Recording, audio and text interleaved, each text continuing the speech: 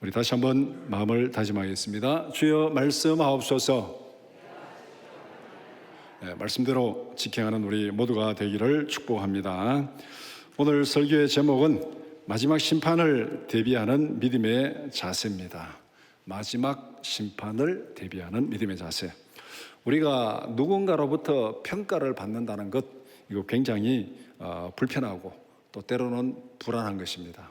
우리 청년들 같으면 시험을 많이 봐야 되잖아요. 학생들 중간고사도 봐야 되고 기말고사도 봐야 되고 또 수능도 봐야 되고 또 취업 면접도 해야 되고 이런 것들 앞에 많이 있는데, 이거 준비할 때 시험 볼 때 기분이 별로 안 좋잖아요. 늘 불안하고 뭔가 좀 찜찜하고 열심히 준비했는데도 좀 뭔가 부족한 것 같고, 그것이 시험 보는 사람들, 평가받는 사람들 점수 얼마 받을까 그걸 늘 조마조마하면서 아마 여러분들도 다 젊은 날에 그런 경험들을 다 해 오셨죠.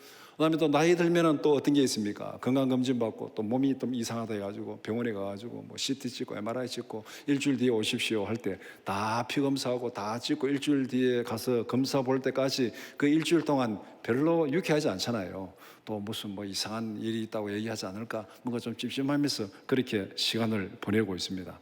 우리가 평가를 앞두고 있을 때 어떤 준비를 합니까? 예를 들면은 내일 위 내시경 한다, 아니면 대장 내시경 한다. 그러면 저녁부터 준비할 일이 있잖아요. 저녁은 어떻게 먹어야 되고 약은 어떻게 먹고 준비해서 오십시오. 평가가 있을 때는 또 시험 앞에 있으면 시험 준비해야 되고, 평가가 있을 때는 그것이 뭐든지 크고 작은 것에 맞게 준비를 해야 됩니다.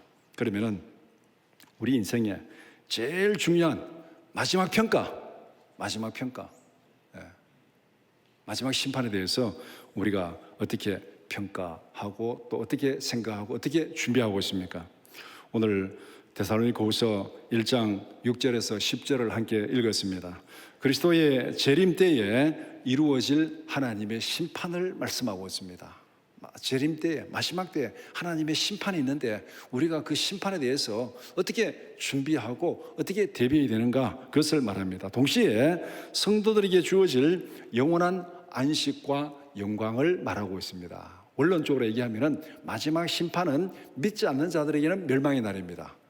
믿는 자들에게는 구원의 날, 영광의 날, 승리의 날입니다. 그렇기 때문에 환난을 당하는 성도들에게는 엄청난 위로와 소망을 주는 말씀입니다. 마지막에 심판이 있다. 예수님 재림할 때 심판이 있다. 우리에게는 영광과 위로로 충만해 채워진다. 이것이 이 땅에서 고난당하는 성도들에게 주시는 강력한 위로의 메시지입니다. 그래서 초대교회 성도들이 많은 고난과 환난 가운데 살아가는데 그 성도들에게 마지막 심판을 기대하면서 믿음 가운데서 승리하며 살아라고 그렇게 격려하는 말씀이 오늘 본문의 말씀입니다. 그래서 이 말씀을 세 가지 단락으로 나누어서 함께 살펴보고자 합니다. 첫 번째는 하나님의 공의로운 심판을 믿으라. 하나님의 공의로운 심판을 믿으라. 6절은 하나님의 공의로운 심판을 말씀하고 있습니다.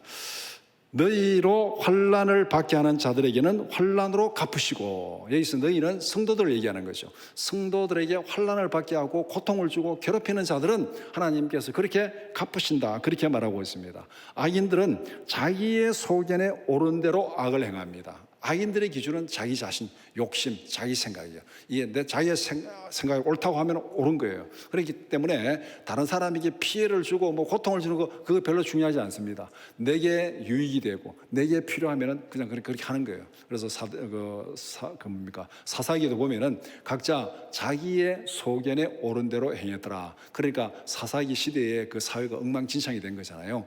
어떻게 보면은 오늘 우리 사회에서도 마찬가지입니다. 악인들은 자기 소견에 옳은 대로 악을 행합니다. 심지어는 재판까지도, 법까지도 자기 소견에 옳은 대로, 자기 마음에 맞으면 이 법이 맞고 자기 마음에 틀리면 법이 틀리고, 그래서 이 법 바꿔야 된다, 바꿔야 된다는 그 근본 밑에 정말 국민을 위해서, 공의를 위해서 법을 바꾸는 것이 아니라 다 자기 밖으로 자기 권력을 위해서 법을 바꾸는 것들, 이게 다 악인들이 하는 일이에요. 자기 소견에 옳은 대로 하는 것들, 이런 것들이 오늘 우리 주위에서, 우리 사회에서 많이 벌어지고 있습니다. 그런데 중요한 것은 이런 상황을 볼 때마다 성도들은 마음이 많이 바뀌잖아요.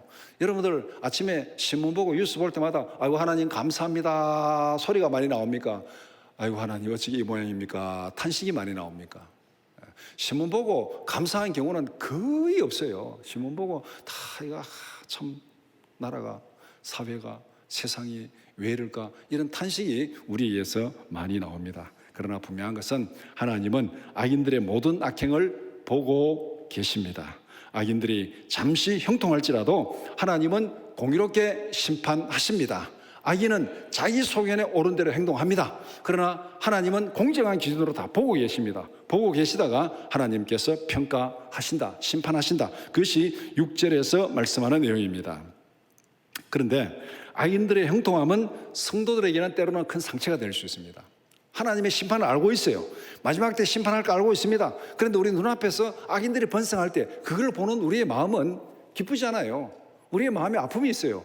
나는 믿음으로 산다 하고 기도한다 하고 진리로 살아가면서 이렇게 힘들고 고생하는데 저놈은 맨날 나쁜 짓 하고 남 속이고 하는데도 저렇게 떵떵거리면서 부자로 그렇게 살아간다.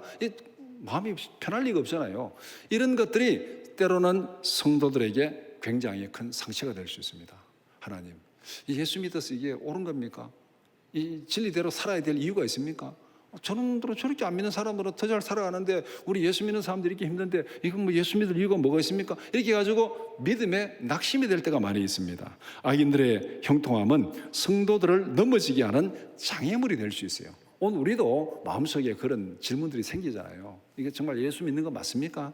정말 하나님 이렇게 해야 됩니까? 우리 마음속에 이런 질문들이 생길 수 있어요. 이 질문이 우리에게 믿는 것이 아니고 시편 기사도 똑같은 질문을 던지고 있습니다. 시편 73편 1절 이하 말씀 같이 보겠습니다. 하나님이 참으로 이스라엘 중 마음이 정결한 자에게 선을 행하시나 나는 거의 넘어질 뻔하였고 나의 걸음이 미끄러질 뻔하였으니 이는 내가 악인의 형통함을 보고 오만한 자를 질투하였음이로다. 악인의 형통함을 보고 내가 거의 넘어질 뻔했고 내 발걸음이 미끄러질 뻔했다. 거기 악에 빠질 뻔했다는 거예요. 충분히 이해가 되죠.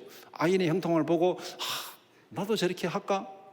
나도 저렇게 할까? 이런 마음이 우리 있을 수 있다는 거예요. 그런데 시편 73편을 쭉 읽어보면은 이렇게 이 시인이 고민하고 갈등하다가 나중에 쭉 보면 여호와의 성전에 들어갈 때 그들의 마지막을 보고 내가 알았나이다. 어떻게 그들이 마지막에 졸지에 그렇게 황폐하게 되는지 하나님의 마지막 심판을 보고 내가 알았습니다. 하마터면 내가 넘어질 뻔했습니다.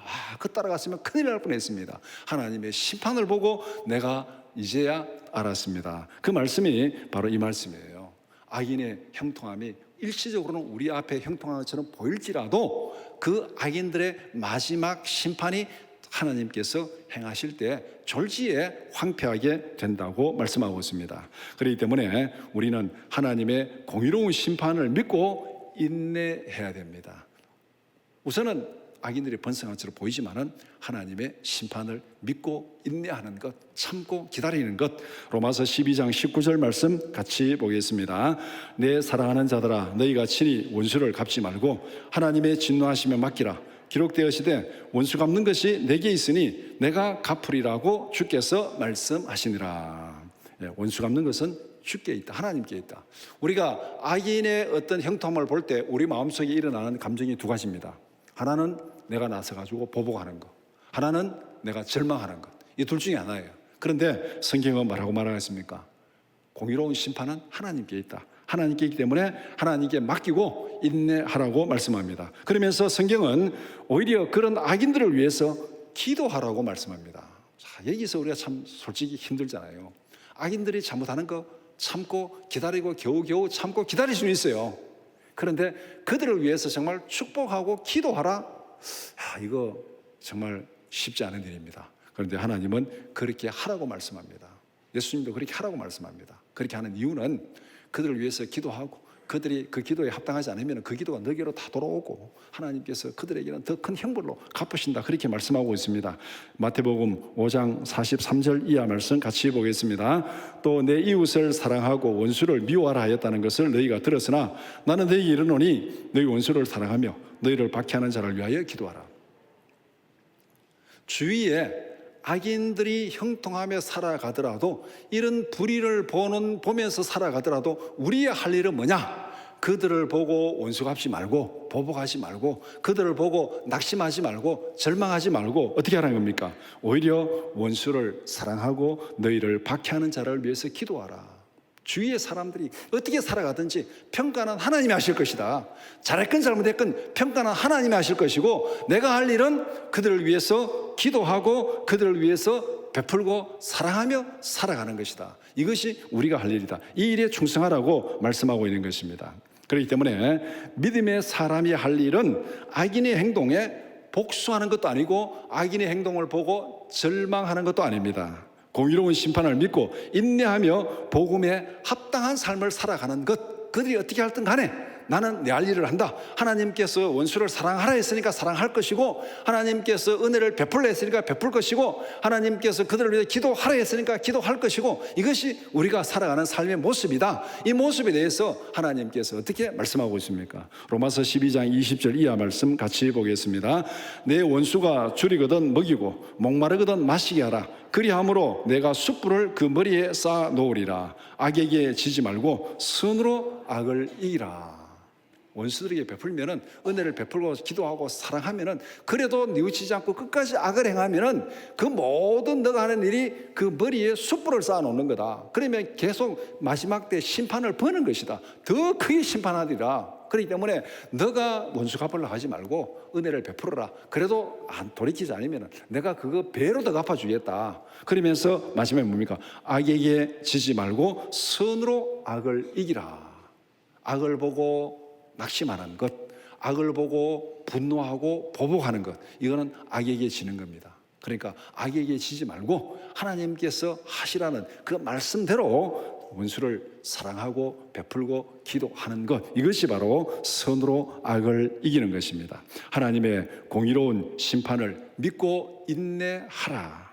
악인의 형통함으로 인하여 상처받지 말고 선으로 악을 이기라. 이것이 믿음의 사람들이 살아가는 믿음의 능력인 줄 믿습니다. 이 능력으로 정말 인내하며 악을 이기며 악을 선으로 이기며 살아가는 우리 모두가 되기를 축복합니다. 이것이 바로 이 마지막 심판을 대비하는 믿음의 자세, 하나님의 공의로운 심판을 믿으라. 하나님의 심판이 있다. 그러니까 걱정하지 말고 분노하지도 말고 절망하지도 말고 하나님의 심판을 믿고 믿음으로 의로 살아가라. 그렇게 말씀합니다.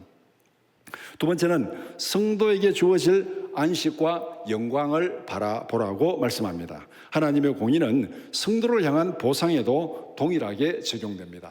악인에게는 그 악한 것으로 보상해주고 또 이 성도들에게는 공의로 보상한다고 말하고 있습니다. 하나님의 공의는 성도에게 영원한 안식과 영광으로 갚으신다고 말씀합니다. 성도가 겪는 고난은 결코 헛되지 않습니다. 하나님은 악인의 악행뿐만 아니라 성도의 고난도 다 보고 계십니다. 악을 심판하시는 하나님께서 억울한 고난도 보상하십니다. 이 사실을 확실히 믿으십니까?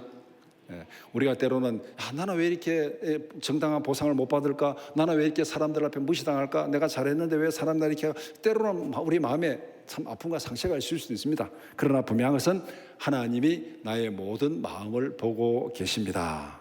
이 사실을 믿는다면 우리는 거기서 참고 견디고 인내할 수 있습니다. 이런 모습을 창세기의 한 사건을 우리에게 보여주고 있습니다. 창세기 31장 6절 이하 말씀 같이 보겠습니다.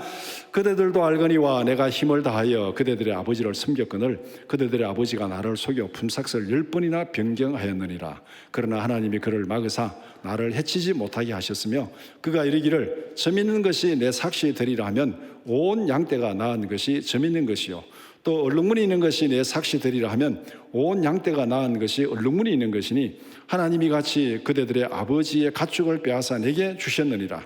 그 양떼가 새끼 배일 때에 내가 꿈에 눈을 들어보니 양떼를 탄 순양은 다 얼룩무늬 있는 것과 점 있는 것과 아롱진 것이었더라. 꿈에 하나님의 사자가 내게 말씀하시기를 야고보 하시기로 내가 대답하기를 여기 있나이다 하며 이르시되 내 눈을 들어보라. 양떼를 탄 순양은 다 얼룩무늬 있는 것, 점이 있는 것, 아롱진 것이니라. 라반이 내게 행한 모든 것을 내가 보았느니라.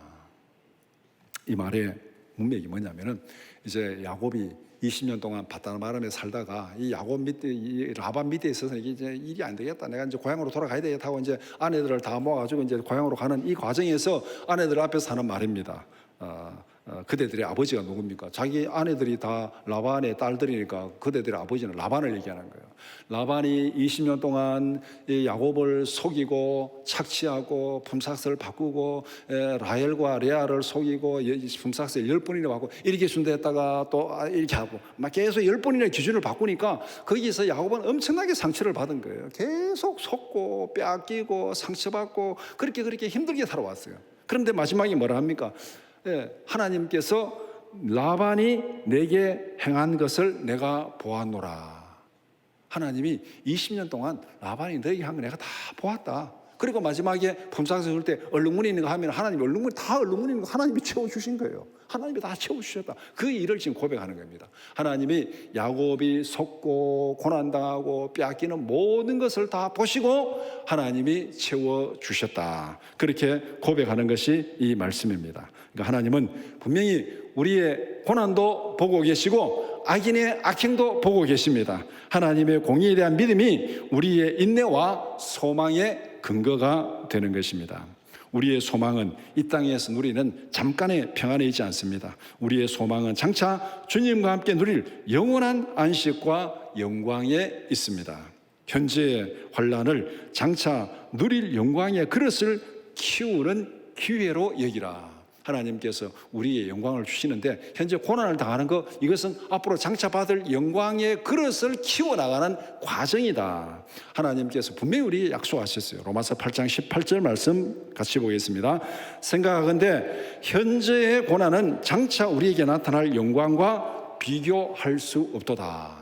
지금 고난 당한다고 힘들어하냐? 걱정하지 마라. 내가 채워줄 테니까 그 영광은 지금 당하는 고난하고는 비교도 되지 않는다. 엄청나게 채워줄 거다. 하나님이 그렇게 약속하십니다.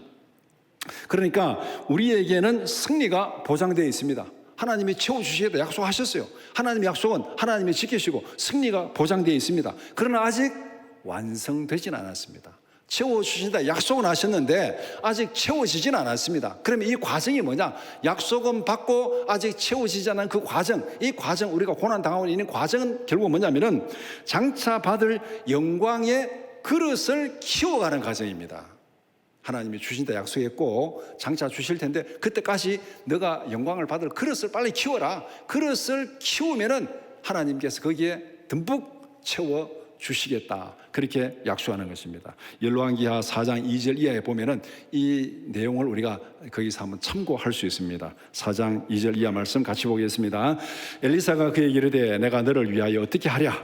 내 집에 무엇이 있는지 내게 말하라. 그가 이르되 계집종의 집에 기름 한 그릇 외에는 아무것도 없나이다 하니 이르되 너는 밖에 나가서 모든 이웃에게 그릇을 빌리라. 빈 그릇을 빌리되 조금 빌리지 말고 너는 내 두 아들과 함께 들어가서 문을 닫고 그 모든 그릇에 기름을 부어서 차는 대로 옮겨 놓으라 하니라. 여인이 물러가서 그의 두 아들과 함께 문을 닫은 후에 그들은 그릇을 그에게로 가져오고 그는 부었더니 그릇이 다 찬지라. 여인이 아들에게 이르되 또 그릇을 내게로 가져오라 하니 아들이 이르되 다른 그릇이 없나이다 하니 기름이 곧 그쳤더라. 자, 지금 우리가 하는 일이 뭡니까? 하나님 채워주겠다. 영광으로 가득 채워주겠다. 그러니까 너는 가서 그릇을 빌려오너라. 지금 우리가 지금 고난으로 살아가는 과정, 인내하며 살아가는 과정은 이 과정입니다. 그릇 빌려오너라. 그러면은 그릇을 많이 빌려야 되겠습니까? 적게 빌려야 되겠습니까? 많이 빌려야 되죠. 그러니까 악인의 고난에 대해서도 슬퍼할 일이 없고 내가 고난 당하는 거 슬퍼할 일이 없어요. 이 고난을 통해서 하나님께서 내게 더 큰 영광을 채워주는 것이다. 그릇을 더 많이 빌려놓으면 하나님이 채우시는 것이다. 그것을 말합니다. 그러니까 이런 믿음이 있을 때 바울이 말한 대로 항상 기뻐하라, 쉬지 말고 기도하라, 범사에 감사하라. 이거 고백이 가능한 거예요.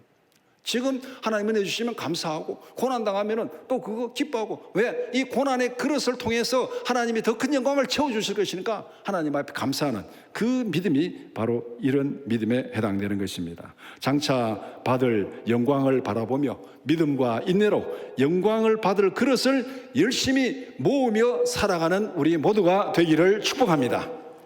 진리를 위해서, 의를 위해서 고난당하는 거 그거 슬퍼하지 말고 장차 받을 영광의 그릇을 키워가는 과정이다. 이렇게 생각하면 내게 고난당하는 거 힘들지 않습니다. 더 감사함으로 기쁨으로 그것을 키워가는 우리 모두가 되기를 축복합니다. 세 번째는 재림의 때에 마지막 심판이 실행됩니다. 공의의 심판과 영광의 성취는 그리스도께서 재림하시는 날에 실행됩니다. 하나님께서 분명히 이 공의로운 심판을 약속하셨고 또 하나님의 영광으로 채워준다는 보상을 약속했습니다. 그럼 언제 그 일이 일어나느냐? 예수님이 재림하실 때 그 일이 일어난다고 말씀합니다. 마지막 심판을 받을 대상을 오늘 본문에서는 두 종류로 말하고 있습니다. 첫 번째는 하나님을 모르는 자들, 하나님을 모르는 자들, 이것을 간단히 얘기하면 불신자들입니다. 불신자들이 심판을 받습니다. 우리가 간혹 그런 질문을 합니다. 예수를 안 믿어도, 하나님을 몰라도, 의롭게 살아가고 하나님을 몰라도 이 선을 행하며 살아가는 사람들, 그런 사람들 다 심판받습니까? 뭔가 좀 불공평한 거 아닙니까? 이런 질문을 할 때가 있습니다. 그런데 우리는 근본 기초를 알아야 돼요. 근본 기초.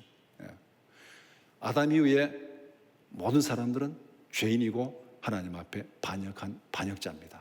이 근본 기초를 우리가 분명히 다져야 됩니다. 그래서 히브리서 11장 6절에 이렇게 말씀합니다. 같이 보겠습니다. 믿음이 없이는 하나님을 기쁘시게 하지 못하나니 하나님께 나아가는 자는 반드시 그가 계신 것과 또한 그가 자기를 찾는 자들에게 상 주시는 이심을 믿어야 할지니라. 믿음이 없이는 하나님을 기쁘시게 하지 못합니다. 아담 이후에 모든 사람은 죄인입니다. 죄인은 하나님과 원수가 되었어요. 원수가 된 자들은 하나님을 기쁘게 할 수 없어요. 그것을 회개하고 돌아와야 돼. 믿음으로 돌아와야 하나님을 기쁘시게 할 수 있습니다. 그래서 로마서 14장에 보면은 믿음을 따라 하지 아니한 모든 것은 죄니라. 하나님과 이 반역한 걸 화해하고 회개하고 믿음으로 하지 않는 모든 것은 죄니라. 이렇게 말합니다. 이것을 예를 들어 설명하면 어떻게 설명할 수 있느냐면은 운전을 할 때 역주행하는 거 한번 생각해 볼 필요가 있습니다. 역주행하는 거. 방향을 거꾸로 들어가가지고 일방 통로인데 막 역주행하고 고속도로에서 역주행한다가 뭐 새벽에 역주행해도 뭐 차도 없으니까 역주행하면서 역주행하는 사람이 나는 차선을 잘 지키고 차선 침범하지 아니하고 역주행하는 사람이 나는 속도 잘 지키고 100km 넘지 않고 그렇게 잘 차선 지키면서 속도 잘 지키면서 운전을 했습니다. 운전 잘한 겁니까? 역주행한다는 것 자체가 잘못된 거예요. 이미 반대로 역주행하기 때문에 아무리 차선 잘 지키고 차선 침범하지 않고 속도 잘 지켜도 그는 이미 법을 어긴 거예요. 이걸 다른 말로 말하면 무단 침입, 무단 점령. 남의 집에 가서 무단 침입하고 무단 점령했어요. 거기서 집을 잘 가꾸고 아름답게 꾸미고 열심히 잘 살아갑니다. 그게 잘한 거예요, 잘못한 거예요? 이미 남의 집에 무단 침입하는 것 자체가 잘못된 거예요. 그러니까 하나님을 알지 못하는 자들이 뭐 의롭게 살아간다, 뭐 선하게 살아간다, 그거는 전제가 잘못된 겁니다. 하나님이 창조하신 세상에서 하나님이 창조하신 모든 것을 누리면서 하나님을 거역하고 하나님을 부정하고 살아가는 것은 이거는 역주행하는 것이고 하나님의 집에 무단 침입하고 살아가는 거예요. 그렇기 때문에 불신자들은 하나님 앞에 심판받을 수밖에 없습니다. 하나님의 창조 세계에서 어떻게 창조자를 부정하고 무시하고 살아가면서 하나님 앞에 은혜를 받기를 원할 수 있습니까? 그러니까 첫 번째 심판의 대상은 하나님을 모르는 자들, 두 번째는 주 예수의 복음에 복종하지 않는 자들. 이 주 예수의 복음을 듣기는 들었어요. 들었는데 그 복음대로 살아가지 않는 자들, 이 사람들은 또 두 부류가 있는데 입으로는 믿는다고 고백하지만은 삶으로는 부인하는 자들. 이 사람들은 착각 속에 살아가는 거예요. 자기가 예수를 잘 믿고 하나님 앞에 잘 믿고 살아간다 하지만 실제로는 착각 속에서 잘못하고 있는 사람들. 마태복음 7장 21절 이하 같이 보겠습니다. 나더러 주여 주여 하는 자마다 다 천국에 들어갈 것이 아니요 다만 하늘에 계신 내 아버지의 뜻대로 행하는 자라야 들어가리라. 그날에 많은 사람이 나더러 이르되 주여 주여 우리가 주의 이름으로 선지자 노릇하며 주의 이름으로 귀신을 쫓아내며 주의 이름으로 많은 권능을 행하지 아니하였나이까 하리니 그때 내가 그들에게 밝히 말하되 내가 너희를 도무지 알지 못하니 불법을 행하는 자들아 내게서 떠나가라 하리라. 입으로만 믿는다고 하지 말고 실제 생활로 하나님의 말씀에 순종하는 삶을 사는 것, 하나님의 말씀에 순종하는 삶을 사는 것, 여기에서 벗어나는 자들은 심판을 받으리라고 말씀합니다. 그리고 또 하나는 의도적으로 하나님을 무시하고 거역하는 자들, 다 알고 있어요. 잘못하는 거 다 알고 있어요. 그렇지만 의도적으로 버티면서 하나님을 무시하는 자들. 로마서 1장 32절 말씀 같이 보겠습니다. 그들이 이 같은 일을 행하는 자는 사형에 해당한다고 하나님께서 정하심을 알고도 자기들만 행할 뿐 아니라 또한 그런 일을 행하는 자들을 옳다 하느니라. 이들은 대놓고 하나님을 대적하는 자들이에요. 잘못한 거 알고 있어요. 그렇지만 대놓고 대적하는 거예요. 이런 대표적인 모습이 동성애자들이에요. 동성애자들 막 하면서 막 하나님의 말씀 어기고 창조주의 어기는 거 자기들도 알고 있어요. 알고 있으면서 이게 옳다고 막 떠들고 있습니다. 동성애자들 시위하는 데 가면 또 그 나오는 게 뭐냐, 사탄 숭배를 떠들고 있습니다. 사탄 숭배 막 포스터 들고 사탄 숭배한다고 막 떠들면서, 이게 결국 뭐냐면은 자기들 하나님의 의도적으로 거역하는 자들, 잘못된 거 알고 있어요. 알고 있으면서도 하나님 보면 심판한다고 말씀하는 거 알고 있어요. 알고 있으면서도 이게 옳다고 우기는 것이고 자기들만 행하는 거 아니고 다른 사람 보고 이거 하자고 그렇게 하는 사람들, 이런 사람들 하나님 앞에 반드시 심판받는다고 그렇게 말씀하고 있습니다. 그래서 마지막 심판을 받을 대상이 이렇게 두 종류라고 분명히 말씀합니다. 마지막 심판의 형벌은 영원한 멸망입니다. 9절에 있는 대로 주의 얼굴과 그의 힘의 영광에서 떠나는 것, 이것들은 뭐냐면 영원한 멸망입니다. 하나님의 임재로부터 영원히 단절되는 것, 영생에서 제외되는 것, 이것이 바로 다 바깥 어두운 데로 쫓겨나서 슬피 울며 이를 갈미 있으리라. 그 다음에 이 무저갱, 지옥, 영원한 고통에 떨어지리라. 그렇게 말씀하고 있습니다. 그러니까 마지막 심판에는 거기는 중립이 없습니다. 중립이 없어요. 영원한 멸망이에요. 그러니까 어떤 경우에도 이 마지막 심판에 들어가면 안 돼요. 마지막 심판을 받으면 안 돼요. 그러니까 마지막 심판 받는 사람들은 하나님을 모르는 자들, 그리고 예수의 복음에 복종하지 않는 자들, 이들은 심판을 받기 때문에 여기에 속하면 안 돼요. 어떤 경우에도. 마지막 심판을 대비하는 믿음의 자세를 두 가지로 정리할 수 있습니다. 첫 번째는 입술의 고백뿐만 아니라 삶으로 주님의 말씀에 순종하는 것. 두 번째는 재림의 때에 완성될 영원한 영광을 바라보면서 인내하며 살아가는 것입니다. 주님이 이루실 영광의 그날을 바라보면서 말씀에 순종하고 인내하며 살아가는 우리 모두가 되기를 축복합니다. 하나님이 마지막에 심판하신다. 공의롭게 심판하신다. 악은 악인은 악을 심판하시고 의인들에게는 영광으로 심판하신다. 영광으로 보상하신다. 이 사실을 믿으면은 우리는 절망할 일도 없고 분노할 일도 없고 뭐 슬퍼할 일도 없습니다. 하나님께 맡기고 살아가는 것. 말씀을 정리해 봅시다. 악인의 형통에 낙심하거나 절망하지 말라. 하나님은 공정하게 심판하십니다. 악을 행하는 악인들에게는 반드시 형벌로 심판하십니다.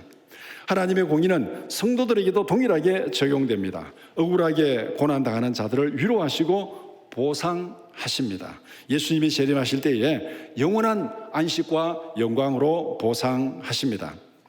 그렇기 때문에 내일 주님이 다시 오실지라도 오늘 한 그루의 믿음의 나무를 심는 자세로 살아가자.